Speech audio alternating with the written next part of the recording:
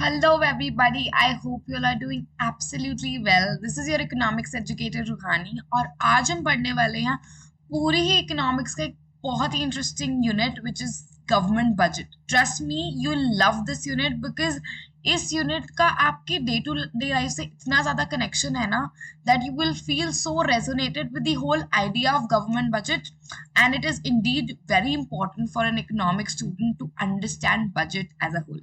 इसके अंदर हम पढ़ेंगे बहुत सारी चीजें जैसे कि व्हाट इज गवर्नमेंट बजट, इसकी नीड क्या है, इसके अंदर और क्या सब टॉपिक्स हैं. So let us begin. सबसे पहले हमारे को समझना चाहिए कि what is government budget. To understand the core details of government budget, I've brought here like a definition which says it is a statement of expected receipts and expected expenditure of the government for upcoming financial year that reveals the budgetary policy of the government to achieve the twin objective of growth and stability. तो इसका मतलब क्या है? पहले आप receipts का मतलब समझो. Receipts का मतलब है कि पैसे का आना और एक्सपेंडिचर का मतलब है पैसे का जाना. So inflow of money is your receipt and expenditure is outflow of money. ठीक है, तो मतलब कि it is a statement, it is like a statement which states कि आपका पैसा कितना कहाँ जाएगा, कितना कहाँ आएगा. Mind it is estimated. Estimated क्यों हम कहते हैं?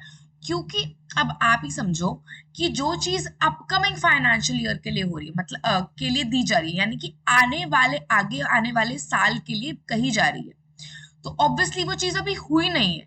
सो वहां पे अप्रोक्सीमेशन ही चलेगा. वहां पे एग्जैक्ट डिटेल्स देना is a little difficult task. So that is why it is estimated. It reveals the budgetary policy. Budgetary policy का मतलब क्या है कि गवर्नमेंट की जो पॉलिसी जिसके थ्रू गवर्नमेंट अपने रिसीट्स और अपने एक्सपेंडिचर्स का एक लिस्ट डाउन देती है, एक ब्रेक डाउन देती है. क्यों देती है? क्योंकि हर चीज करने का एक ऑब्जेक्टिव, एक मोटिव होता है. तो गवर्नमेंट का क्या ऑब्जेक्टिव है? ग्रोथ हो इकोनॉमी की, और साथ ही साथ कैसे ग्रोथ हो? स्टेबिलिटी के साथ. Like relatively our economy is stable and उसमें ग्रोथ आप देख पा रहे हो. Okay, so now to begin with, what are the objectives? So I told you that there is always some need, some requirement to for anything we do in life. So similarly हमारी government का जो motive है government budget निकालने का, वो क्या है? सबसे पहला है जीडीपी ग्रोथ. सो ऑब्वियसली कोई भी इकोनॉमी, कोई भी गवर्नमेंट, कोई भी नेशन चाहेगा कि हमारा जीडीपी ग्रो करे. अगर जीडीपी ग्रो करेगा तो कंट्री में प्रोडक्टिविटी बढ़ेगी, लिविंग स्टैंडर्ड्स बेटर हो जाएंगे. और ये गवर्नमेंट कैसे चाहती कि कैसे हो? प्राइवेट और पब्लिक दोनों सेक्टर्स इसमें आए. तो मतलब वो ऐसी पॉलिसीज बनाएगी कि जो प्राइवेट सेक्टर है वो इनकरेज हो अपने हमारे जीडीपी को एक बेटर लेवल पे लेके जाने के लिए. साथ ही साथ पब्लिक तो इन्वेस्टमेंट करेगी, यानी कि गवर्नमेंट तो करेगी ही investment. Next is allocation of resources. Government जो उनकी लिमिटेड रिसोर्सेज है उन्हें इस तरह एलोकेट करती है ताकि जो हमारे एलोकेटेड रिसोर्सेज हैं उससे ग्रोथ बेटर हो. ग्रोथ बेटर कैसे होगी? सपोज हमारे पास there are two sectors. One we consider the cigarette और द अल्कोहल सेक्टर, और दूसरा खादी इंडस्ट्रीज. ठीक है, तो अब अगर हम अल्कोहल सेक्टर की बात करें, सो सोशली वो इतना अच्छा सेक्टर नहीं है, मतलब social welfare wise it's not a good sector. तो क्या होगा? उस पे गवर्नमेंट उस पे इसको इंकरेज नहीं करेगी, बट उसको अपनी रेवेन्यू सोर्स की तरह देखेगी. मतलब उसके ऊपर जितने टैक्सेस लगेंगे उससे उतना ज्यादा रेवेन्यू आएगा, और रेवेन्यू जब आएगा तो वही चीज आप उस रेवेन्यू को एक बेटर स्ट्रक्चर में किसी और जगह चैनलाइज कर सकते हो, जैसे किसी और सोशल वेलफेयर स्कीम में. सिमिलरली जैसे खादी इंडस्ट्री है, खादी इंडस्ट्री को प्रमोट करने के लिए गवर्नमेंट कुछ सब्सिडीज दे सकती है, राइट? तो this is how government balances what social welfare and profit maximisation. Because जो प्रॉफिट मैक्सिमाइजेशन है वो प्राइवेट सेक्टर का एम होता है, और गवर्नमेंट का क्या एम है? Social welfare. तो दोनों को बैलेंस करके चलने के लिए ये किया जाता है. ठीक है, आपके पास अब थर्ड है provision of public sector, provision of public goods. तो ऐसे गुड्स जिसको हम पूरा प्रोवाइड करें। Okay, so to understand what are public goods, तो पब्लिक गुड्स होते क्या है? ऐसे गुड्स जो कलेक्टिवली सबकी नीड्स को पूरा करते हैं। सो एक होते हैं आपके प्राइवेट गुड्स। प्राइवेट गुड्स ऐसे गुड्स जो मेरे पर्सनल यूज के लिए हैं, अगर मैंने उन्हें यूज किया तो उनकी अवेलेबिलिटी इन द मार्केट कम हो जाएगी और वो सिर्फ मैं ही यूज कर सकती हूँ। अगर मैंने उसके लिए पैसा दिया है, suppose I bought a car, that's a private good, because उसका यूज सिर्फ मैं करूंगी और मेरे अलावा कोई कैसे करेगा, क्योंकि मैंने उसके पैसे दिए हैं। So I would not want anyone else to do it. But there are goods like public goods, जैसे कि law and order, defence, you know, all these goods are required for the overall welfare of the people in a nation. तो इसको provide करने का भी government क्या करती है? अपनी बजटरी पॉलिसी के थ्रू ऐसी रिसोर्सेज और ऐसा फंड्स एलोकेट करती है ताकि सबको ये गुड्स मिले, क्योंकि these are essential. Next is redistribution of income and wealth. So at a point of time अगर हम देखें, अगर हमारी जो इकोनॉमी है उसके अंदर एक बहुत स्पार्क डिफरेंस होगा, मतलब अगर हमारे रिच इधर है और पुअर इधर है, तो there is a wide gap in the economy, उसको फिल करना is very essential. Otherwise nobody would feel the sense of social justice in the economy, और उनको मतलब the incentive to work, to do anything would not come। तो उसको करने के लिए गवर्नमेंट क्या करती है? रीडिस्ट्रीब्यूशन ऑफ इनकम और वेल्थ कैसे करती है? With the help of taxes and subsidies. तो ऑल इन ऑल गवर्नमेंट क्या करती है? जो रिच है उसके उनके ऊपर टैक्स लगाती है, और जो पुअर है उनको सब्सिडीज देती है। उनको जो रिच के थ्रू एलोकेटेड हमारे पास टैक्स आया है उसको ऐसी स्कीम्स में लगाती है, ऐसी उससे ऐसी स्कीम्स बनाती है ताकि हमारे जो lower section of the economy है वो ग्रो करे, और the wide gap prevalent in the economy is not prevalent that much and it just becomes like relatively थोड़ा कम हो जाए। Then there is balanced regional growth। So अब आप खुद सोचो, अगर मैं आपको कहूं कि एक नेशन में एक ऐसा एरिया है which is very developed, it has a lot of malls, a lot of like perfect connectivity, transportation, everything is just perfect, ठीक है? You would want to live there, but at the same time there is an area, कहीं ऐसे बहुत remote area है जो एकदम ही develop नहीं, कुछ भी नहीं है वहां पे। सपोज करो पोस्ट पहुंचने में भी 10-10 दिन लग जाते हैं। सो बिकॉज वहाँ कनेक्टिविटी नहीं है, ट्रांसपोर्टेशन नहीं है, तो गवर्नमेंट को अपने परव्यू में ये भी रखना पड़ता है कि हमारी जो पूरा नेशन है उसके अंदर हर जगह एक रीजनल ग्रोथ जो हो वो बैलेंस्ड हो। तो वो करने के लिए क्या करती है गवर्नमेंट? वो एसईजेड्स बनाती है, स्पेशल इकोनॉमिक जोन्स। तो जो ये बैकवर्ड एरिया, सपोज ये आपका बैकवर्ड एरिया, इसको डेवलप करने के लिए गवर्नमेंट क्या करेगी? यहाँ पे एसईजेड्स क्रिएट कर देगी। उसमें क्या होता है? जो कुछ ऐसे बेनिफिट्स दिए जाते हैं, जैसे टैक्स बेनिफिट दिया जाता है, या इलेक्ट्रिसिटी सस्ती दी जाती है, पानी सस्ता दिया जाता है टू द इंडस्ट्रीज वहां ग्रो करेंगी, तो आसपास चीजें और डेवलप करेंगी, ट्रांसपोर्टेशन आएगा, कनेक्टिविटी बेटर हो जाएगी, शॉप्स खुल जाएंगी आगे, कभी कोई होटल चेन अगर वहां खुल रही है तो आसपास भी सब जगह टूरिस्ट जाएंगे, ठीक है? पूरा ओवरऑल ग्रोथ हो जाएगा, तो वो एरिया क्या हो जाएगा? डेवलप हो जाएगा। Next, economic employment opportunities.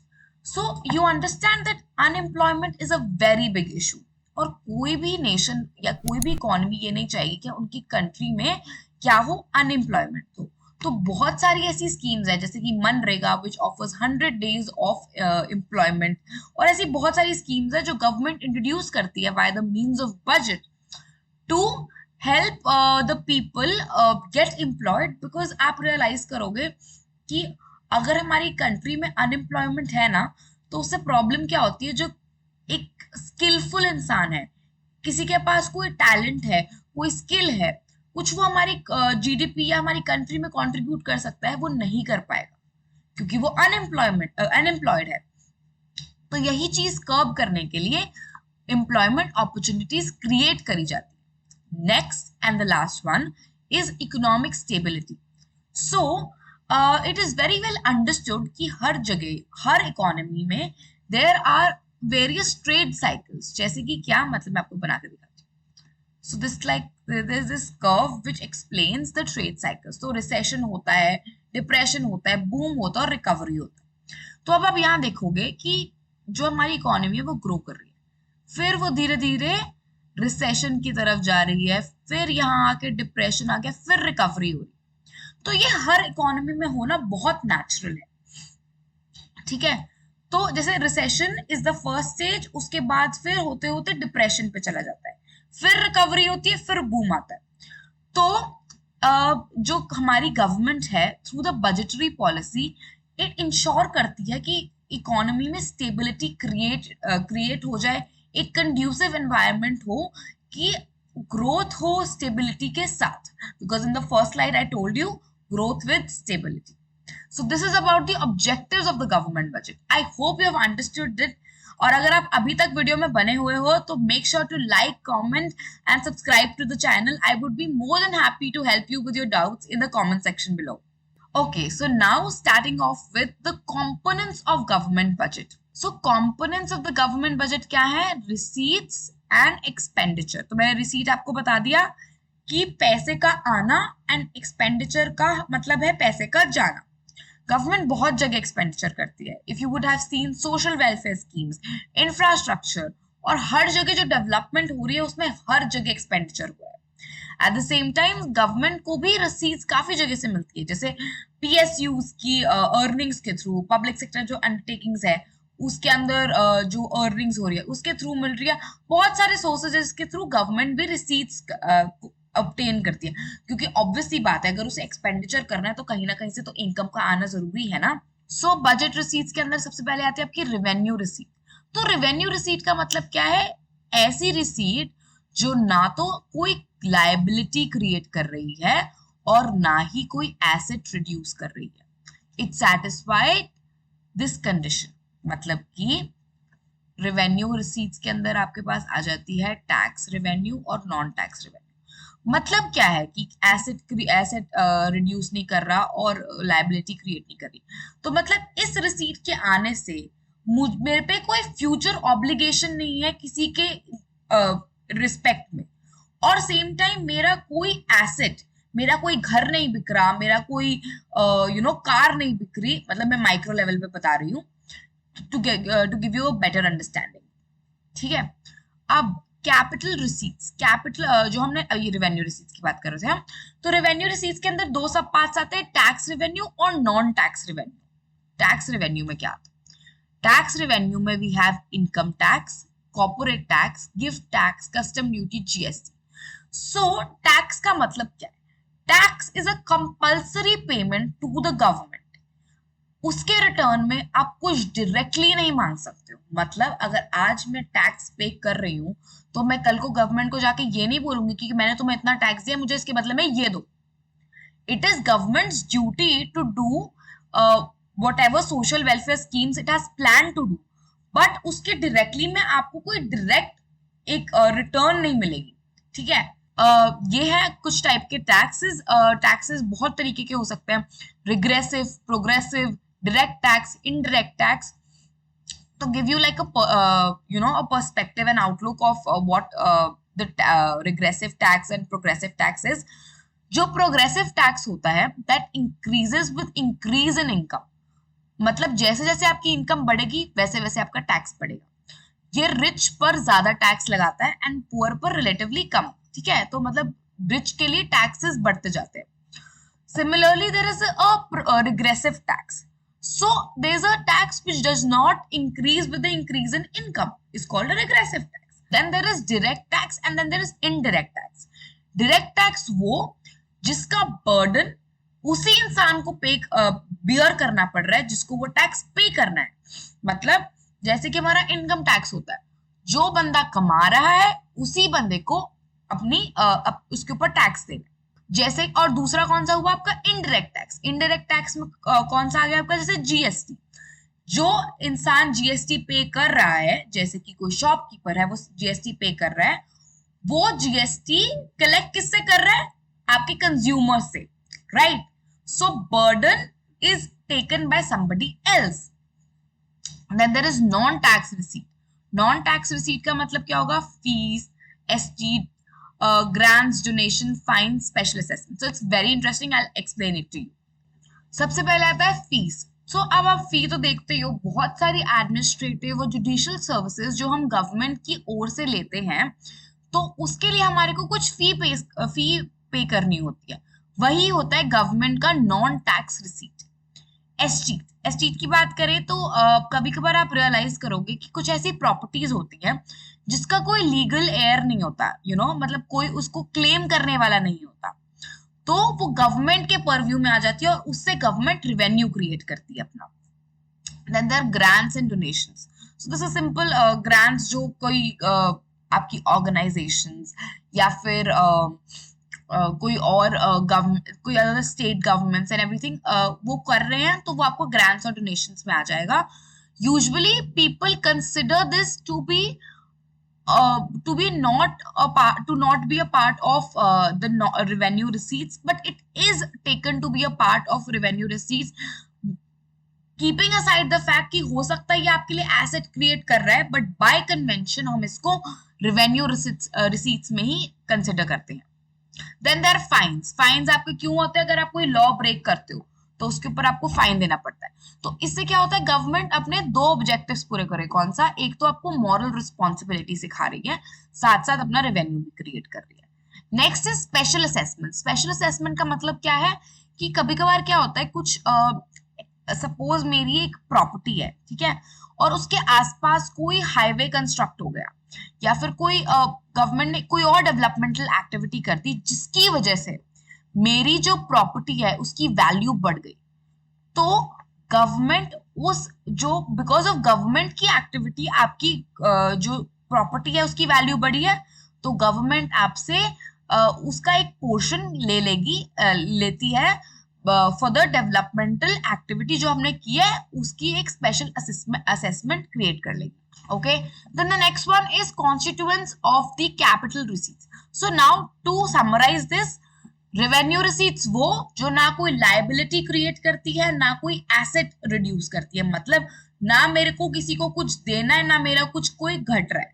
Okay, then there is capital receipts. So capital receipts either create liability or reduce asset. मतलब ये totally opposite है. मतलब क्या इसके अंदर क्या होता है कि या तो आपका कुछ घट रहा है या फिर आपको कुछ किसी को फ्यूचर में देना है. लायबिलिटी का मतलब तो वही हुआ ना कि आपको किसी को कुछ आगे फ्यूचर ऑब्लिगेशंस है, ठीक है. आप सपोज करो आप recovery of loan. So basically what happens is, अगर आपको रिकवरी ऑफ लोन मिली है, किसी से आपने लोन किसी को आपने लोन दिया था और आपको वो लोन वापस मिल गया, तो आपके एसेट्स क्या हो गए? कम हो गए. पैसा तो आ गया पर आपके एसेट्स कम हो गए. Similarly borrowings. मैंने अगर आपसे पैसा लिया है, ठीक है, तो मेरे पे क्या हो गई? लायबिलिटी. तो मुझे आपको अभी तो मुझे पैसा मिल रहा है, पर मुझे आगे फ्यूचर में आपको वो पैसा वापस करना है, तो वो मेरी क्या हो गई? लायबिलिटी. तो गवर्नमेंट कहाँ से बोरो कर सकती है? द जनरल पब्लिक, यानी कि हम, आरबीआई से, रेस्ट ऑफ द वर्ल्ड से. And other liabilities like disinvestment. Disinvestment का मतलब क्या होता है? जब गवर्नमेंट एक पब्लिक सेक्टर अंडरटेकिंग का कुछ पोर्शन प्राइवेट सेक्टर को बेच दे. जैसे एलआईसी की डिसइन्वेस्टमेंट की बात हो रही थी, उससे क्या होता है कि जो पोर्शन बेचा, जो शेयर्स बेचे, उससे क्या हुआ कि गवर्नमेंट ने वो पब्लिक को बेच दिए और उससे क्या आ गए? आपके पास पैसे आ गए. Next is budget expenditure. जैसे हमने गवर्नमेंट के बजट रिसीट्स की बात की थी, वैसे ही हम गवर्नमेंट के बजट एक्सपेंडिचर की बात करेंगे. एक्सपेंडिचर यानी पैसे का खर्चा होना. दो तरीके से हो सकता है, रेवेन्यू और कैपिटल. सो रेवेन्यू एक्सपेंडिचर में क्या होता है आपके पास? ना तो कोई गवर्नमेंट का एसेट रिड्यूस हो रहा है और ना ही कोई लायबिलिटी क्रिएट हो रही है. सो रेवेन्यू एक्सपेंडिचर का मतलब क्या हुआ कि ना ही आपका कोई एसेट इंक्रीज हो रहा है, क्योंकि जब आप खर्चा करते हो तो आपको क्या होना चाहिए कि एसेट बनना चाहिए, पर कोई एसेट नहीं बन रहा, और ना ही आपका कोई खर्चा करने से आपकी लायबिलिटी रिड्यूस हो रही है. इसके एग्जांपल्स आप दे सकते हो, जैसे डे टू डे रूटीन में जैसे वेजेस देने होते हैं गवर्नमेंट को, इंटरेस्ट की पेमेंट करनी होती है, एक्सपेंडिचर ऑन सब्सिडीज होता है, डिफेंस परचेजेस होती हैं, तो ये सब आपका रेवेन्यू एक्सपेंडिचर में आ गया. Next is capital expenditure. So capital expenditure क्या होता है? It creates assets for the government and it reduces their liabilities, जैसे कि expenditure on land and building. Expenditure मैंने लैंड एंड बिल्डिंग पे किया तो उससे क्या हुआ? मेरे एसेट्स क्रिएट हो गए। Expenditure on machinery and equipment, again मेरे एसेट्स बन गए। परचेज ऑफ शेयर्स, फिर मेरे एसेट्स बन गए। Loans by central government to state government, तो जो क्या होता है कि आपने लोन्स दिए अगर सेंट्रल गवर्नमेंट ने स्टेट गवर्नमेंट को या कहीं और, तो वो क्या होगा कि उसके एसेट्स बन गए और जो कि आगे आने वाले टाइम में उनको वापस मिलेंगे। Minded, these are loans, not donations और grants. Budget deficit, now talking about budget deficit. Deficit का मतलब क्या होता है? Comment down below and tell me the meaning of deficit. तो बजट डेफिसिट को समझना is very simple. It basically means कि जब आपकी revenue is less than your expenditure, मतलब आपको पैसा ज्यादा खर्चा हो रहा है और आपकी जो इनफ्लो ऑफ इनकम है वो कम है। सिंपल, पैसा ज्यादा खर्च हो रहा है और पैसे जो आ रहा है वो कम है, तो ऑब्वियसली डेफिसिट होगा ना, क्योंकि आप ज्यादा खर्चा कर रहे हो पर आपकी इनकम नहीं है, तो there is this gap that is created. तीन टाइप के बजट डेफिसिट होते हैं: revenue deficit, fiscal deficit and primary deficit. सबसे पहले revenue deficit. Revenue deficit occurs when revenue expenditure is greater than revenue receipts, मतलब जो आपका रेवेन्यू एक्सपेंडिचर है और रेवेन्यू रिसीट में उसमें एक स्लैब है क्रिएटेड। तो आप इसको कैलकुलेट कैसे करते हो? Revenue expenditure minus revenue receipts. First, अब आपकी इम्प्लीकेशंस क्या होंगे? अगर आपका डेफिसिट हुआ है तो आप कुछ ना कुछ मेजर्स तो लोगे ना उस चीज को कर्ब करने के लिए। तो आप क्या कर सकते हो? आप अपने एक्सपेंडिचर्स पे कट डाउन कर सकते हो। यूजुअली भी अगर आप देखो कि अगर हमारे घर पे अगर मान लो पैसे की तंगी किसी के घर पे चल रही है, तो वो क्या करेंगे? सबसे पहले अपने अनड्यू एक्सपेंडिचर को कट डाउन कर देंगे। कि अगर मेरे पास पहले 10,000 रुपए आते थे और मैं क्या बोलते हैं, अब मेरे पास उतना पैसा नहीं है, तो मैं अपने जो मैं अगर सपोज मैं कहीं जाके शॉपिंग कर रही थी उसको कट डाउन कर दूंगी। वो चीज मेरी नेसेसिटी में नहीं आती, तो मैं अपनी वांट्स पे फोकस नहीं करके अपनी सिर्फ नीड्स पे फोकस करूंगी, तो मतलब मैं एक्सपेंडिचर को कट डाउन कर रही हूँ। नेक्स्ट, आई कुड बोरो। अगर आपको पैसे की जरूरत है तो आप कहाँ कहाँ जाओगे? कहीं ना कहीं से आप उधार ले लोगे। तो similarly government could also borrow. Then disinvestment. Disinvestment का मतलब मैंने आपको बताया था कि when government sells a portion of their assets of public sector, then it is called as disinvestment. To give like a structured definition of disinvestment, आप कह सकते हो when the government sells the shares of its public sector enterprises, that is known as disinvestment. Next is fiscal deficit. ठीक है, आपने ये term बहुत सुना होगा। तो इसको अगर आप ब्रेक डाउन करो तो इसका मतलब ये है, जब हम टोटल एक्सपेंडिचर और टोटल बोरोविंग्स को माइनस कर देते हैं, बट हम टोटल रेवेन्यू में टोटल एक्सपेंडिचर और टोटल रिसीट्स को सब्ट्रैक्ट करते हैं, कीपिंग असाइड द बोरोविंग्स, तो मतलब आप क्या कर रहे हो? Revenue receipts, revenue expenditure plus capital expenditure minus, ये एक स्लैब हो गया आपका, minus revenue receipts plus capital receipts other than borrowings, मतलब बोरोविंग्स को कंसिडर नहीं करना है। तो जब ये सब कट रहा है तो इसका मतलब ये है कि हम बोरोविंग्स कैलकुलेट कर रहे हैं। ठीक है, तो estimation of the total borrowings, इसको हम ग्रॉस फिस्कल डेफिसिट भी कहते हैं। तो इसके अंदर क्या क्या आता है? Borrowings from RBI, borrowings from abroad, net borrowings at home. Implication of fiscal deficit, inflationary spiral create हो जाती है। Oh this is very interesting and very important to understand as well. So basically इसमें होता क्या है कि government borrows from RBI. ठीक है, just try and understand this. Government borrows from RBI.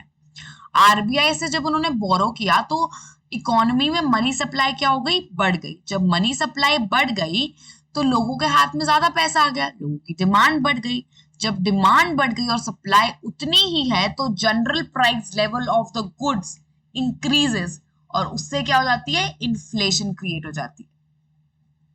Next is national date.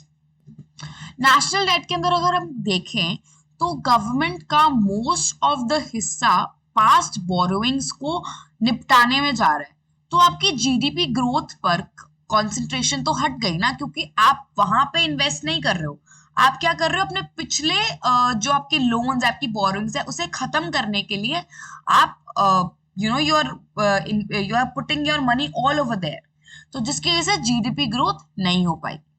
Next is there is this this effect of high fiscal deficit and low GDP growth, तो ये दोनों एक से ऐसे related है, like very related.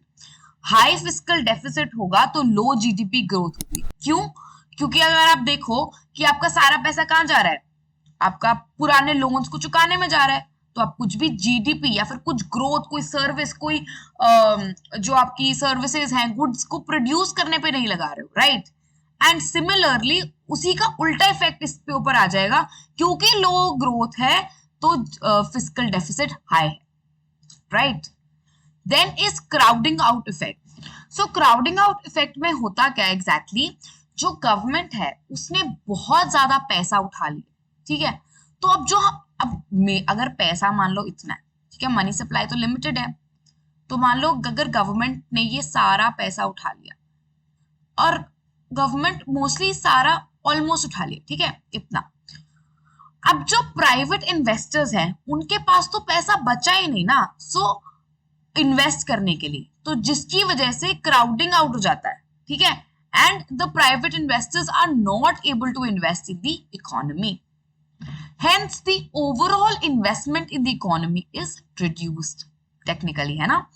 Erosion of the government credibility. अब देखो, अगर कोई आपका एक फ्रेंड है, ठीक है, वो आपसे कभी 100 रुपए ले जाता है, कभी 500 रुपए ले जाता है, कभी 600 रुपए ले जाता है, पर आपको पैसे वापस ही नहीं करता है, तो after a point of time आपकी नजरों में उसकी क्रेडिबिलिटी क्या रह जाएगी कि भाई ये सब पैसे वापस ही नहीं करता है, देता ही नहीं है, और बार बार पैसे मांगने आ जाता है। तो same is with the government की क्रेडिट रेटिंग। गवर्नमेंट की जो रेटिंग होगी वो कहीं ना कहीं ओवरऑल ग्लोबल लेवल पे डिक्रीज करने लग जाएगी, तो इसीलिए it is very important that we consider fiscal deficit as a major problem, because और उस पर काम करें, ठीक है। 3% से ज्यादा आपको फिस्कल डेफिसिट जो है वो एक्सेप्टेबल नहीं। Primary deficit. Now primary deficit का मतलब क्या है, अभी जो हम फिस्कल डेफिसिट देख रहे थे इसके अंदर हम इंटरेस्ट पेमेंट्स भी इंक्लूड कर रहे थे।